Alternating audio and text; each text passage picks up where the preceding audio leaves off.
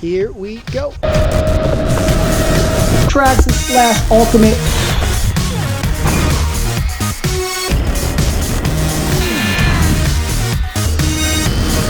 I may have killed the speed control.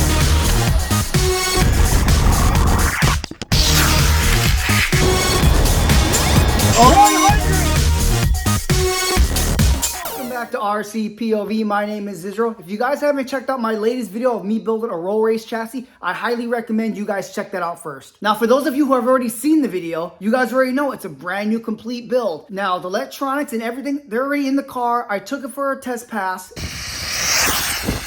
Stop. Read.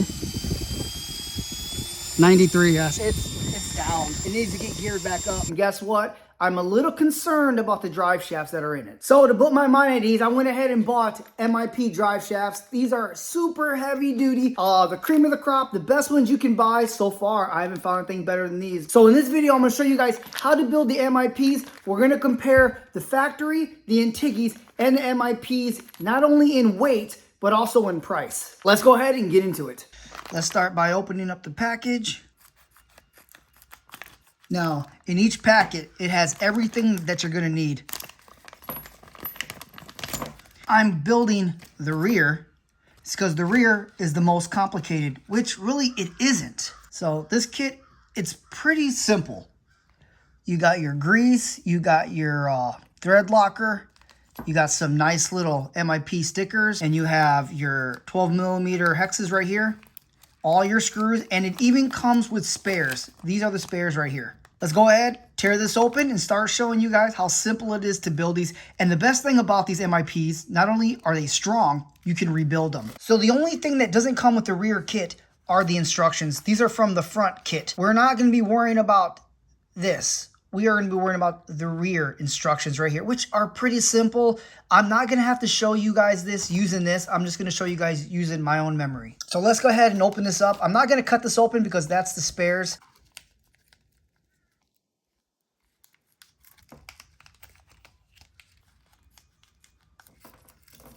Now that everything is separated, I'm gonna show you guys how to build one, then you know how the rest go. Let's go ahead and get started. So you got the shaft, you got the inner, you got the outer.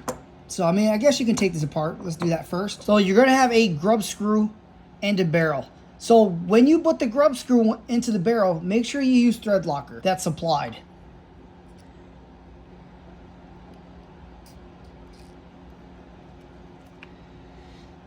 Then take the barrel. The screw's a little tight. While you're at it, you can go ahead and do the other barrel and the grub screw. Oh, other side. There we go. Now, what you're going to want to do here is take your barrel, put it through here, just so you guys get a better understanding. You're going to have a hole right there, and it's going to have to line up just like that. So when you put it through, see if we can see the hole. There it is, just like that. Now, you're going to take your pin. You see how you have a flat spot? You are going to want to line this up like that. Bend it just a little bit. See how you can see right through it? Then make sure you put your flat side, which is right there,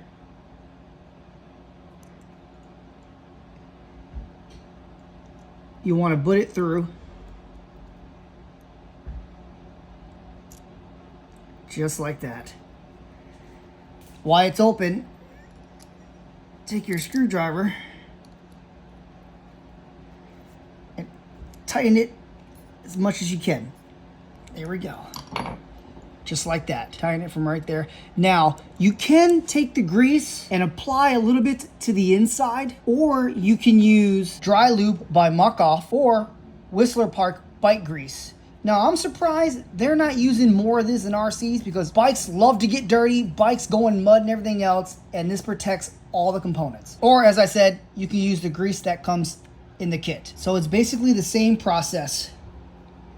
Take this, ooh, Got a little bit on there. Put the barrel through. Make sure you line it up best as you can. Put it over it. Take the pin. Make sure it's still flat. Well, as good as you can get it. There it goes. Make sure it's in. Nice and tight. Take it back out. There we go. Now let's take this. You're going to want to put the smallest, skinniest ring. It's about 1 millimeter. Put it over the shaft because that's what's going to go on the inside of the bearing. Slide that all the way through. Now we can put it together.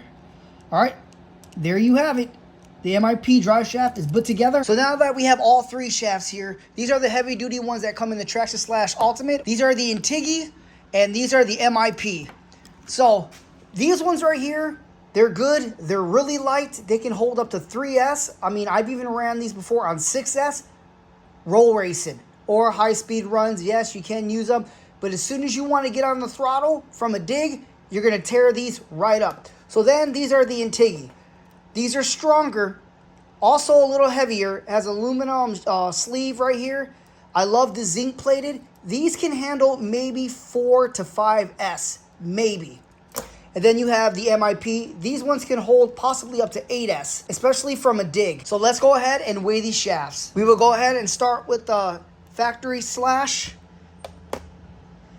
It weighs 20 grams, and if you buy these in a pair, I think it's like $12. These are the Intigi, and these are about 40 bucks, $39 for a pair.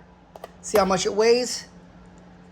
39 grams. See how much the MIP weighs? 60 grams. And these are pretty heavy. These are $75 for a pair. Let's go ahead and install it in the car. Let's go ahead and take this off. Now what you're going to want to do here is that you're going to want to have to take one bearing off. Just like that. Bearings are pretty good still. Then you're going to want to take one of these. You're going to have 4. And you're going to want to shove it between the outer bearing and the inner bearing. So, at least you can try to go ahead and get in there as close as possible. Then you're going to want to put your bearing back. Then if you want to try to get it in there, go ahead and take your MIP shaft. Make sure that stays on. Slide it through so it aligns. Then you can go ahead and finish putting the rest of the shaft on, just like that. Now we can go ahead and tighten this back up. Now take your grub screw, put a little bit of thread locker onto it, just like that, and install it.